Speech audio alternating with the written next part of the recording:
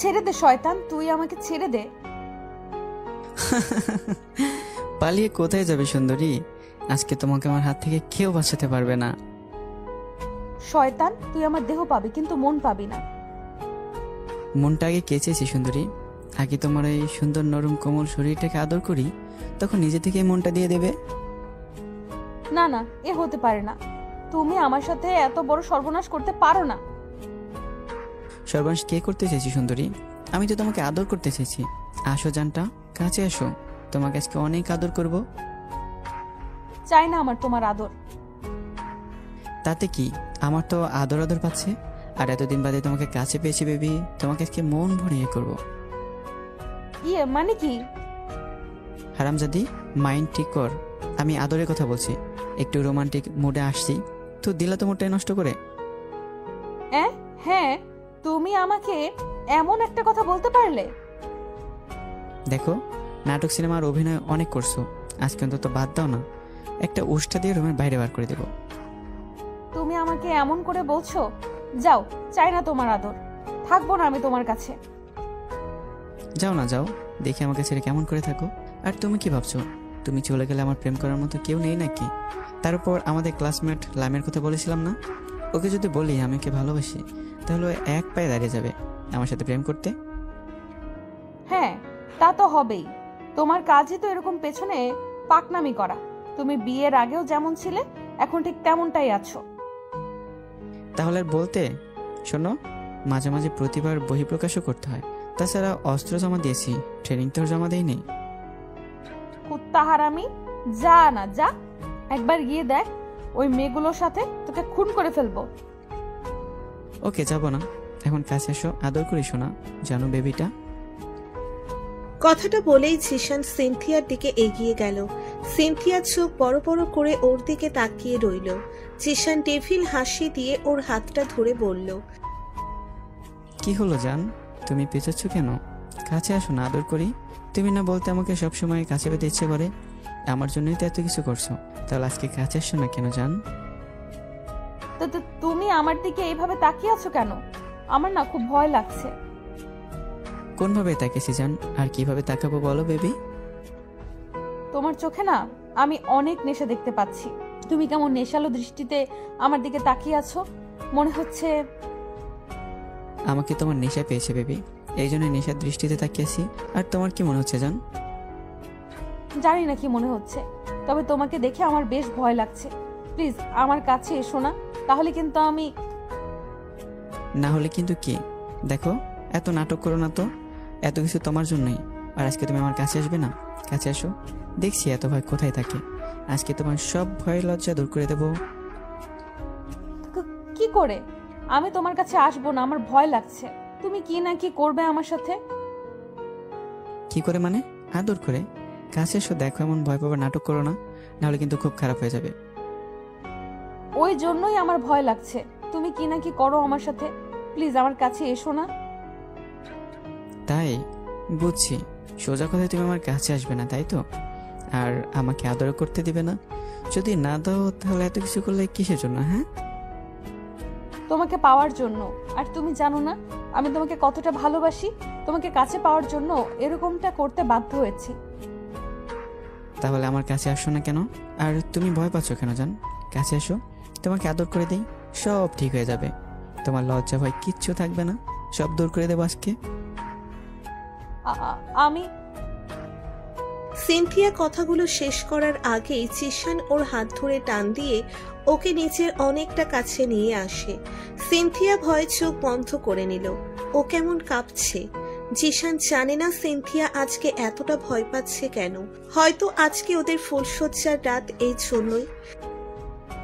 জিশান সিনথিয়ার সারা মুখে কিস করতে লাগলো, কিন্তু ওর ঠোঁটে কিস করলো না।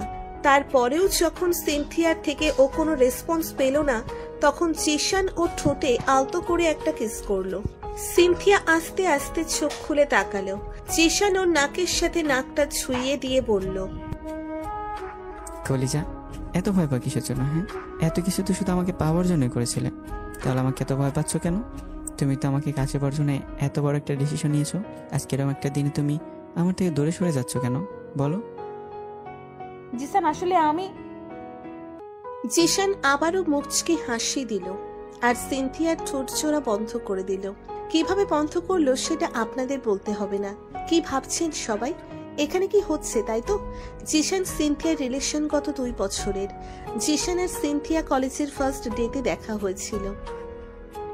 সিনথিয়া জিশানদের কলেজের ম্যাডামের মেয়ে।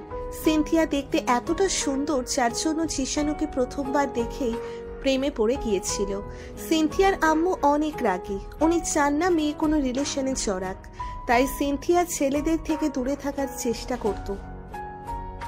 জিশান সিনথিয়াকে ভালোবাসে, তাই সব সময় ওর সাথে কথা বলতে যেত, ওকে বোঝাতে চাইতো ভালোবাসে, কিন্তু সিনথিয়া ওকে বারবার ফিরিয়ে দিত।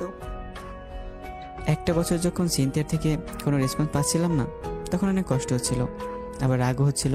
কারণ এমন না সিনথিয়া আমাকে সহ্য করতে পারে না, ভালোবাসে না। ও আমাকে একই একটা বছরে একটু হলেও ভালোবেসেছে। হয়তো ম্যাডামের মেয়ে, এই জন্য আমার থেকে নিজেকে ফিরিয়ে নিচ্ছে। বিষয়টা জিশান যতই ভাবছিল ওর ততই রাগ হচ্ছিল। তাই ও ঠিক করে আর সিনথিয়াকে ডিস্টার্ব করবে না, তাই কলেজে আসা বন্ধ করে দেয়। তখন বন্ধুরা ওকে বোঝায় আর একটা প্ল্যান অনুযায়ী কাজ করতে বলে। জিশানও ঠিক ঠিক তেমনই করবে ভাবে, এমনটা করলে সিনথিয়াকে নিজের করে পাবে। জিশানেরই কয়েকটা মেয়ে ক্লাসমেট ওকে অনেক আগে থেকেই পছন্দ করে, আর জিশান সিনথিয়াকে পাগলের মতো ভালোবাসে। ওই জন্য মেয়েগুলো ওকে প্রপোজ করে না। জিশান ভাবে কয়েকটা মেয়ের সাথে রিলেশনের নাটক করবে। ও আবার কলেজে আসে আর সেদিন থেকেই শুরু হয় ওর মিশন। জিশান সিনথিয়াকে দেখিয়ে অন্য মেয়েগুলোর সাথে কথা বলতে থাকে। তারপরও কোনো কাজ হচ্ছিল না। পরিশেষে উপায় না পেয়ে ওদের সাথে প্রেমের অভিনয় করতে থাকে। এবার সিনথিয়ার বিষয়টা আর সহ্য করতে পারছিল না।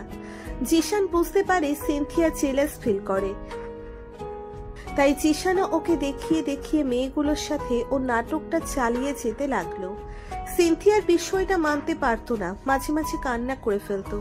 ও আর থাকতে পারছিল না, সবকিছু ভুলে গিয়ে জিশানকে ভালোবাসে সেটা ফিল করছিল। প্রতিদিনের মতো জিশান কলেজে এসে ওদের ক্লাসমেট লামিয়া নামের একটি মেয়ের সাথে কথা বলছিল।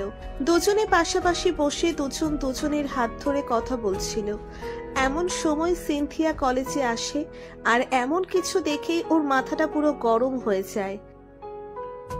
আর দেরি না করে তাড়াহুড়ো করে এসেই জিশানের সামনে দাঁড়ায়। ও একবার সিনথিয়ার দিকে তাকিয়ে আবার মেয়েটার সাথে কথা বলায় মনোযোগ দেয়। সিনথিয়া ওদের দুজনের হাত ছাড়িয়ে দিয়ে বলতে শুরু করে, কি হচ্ছেটা কি এখানে? কি হচ্ছে মানে? আমরা দুজন এখানে প্রেম করছি, দুজন দুজনকে ভালোবাসি, তাই এখানে বসে প্রেম করছি। তাতে আপনার সমস্যা কি? আপনার সাহস হয় কি করে আমাদের দুজনের হাত ছাড়িয়ে দেওয়ার? মানে তুমি কি বলছো? তোমরা প্রেম করছো মানে? আর তোমরা দুজন দুজনকে ভালোবাসো? কি বলছো কি জিসান এসব তুমি? আপনি অতটা বাচ্চা নন যে কিছু বুঝতে পারেন না। দেখেন, আপনার সহ্য না হলে আপনি এখান থেকে যেতে পারেন, আর না হলে বলেন আমরা এখান থেকে চলে যাচ্ছি। তাও এইভাবে আমাদের সাথে রুড বিহেভ করবেন না। আপনি কি ভাবেন আপনার আম্মু কলেজের ম্যাডাম দেখে আপনি যা খুশি তাই করবেন? তুমি এইভাবে কথা বলছো কেন জিসান?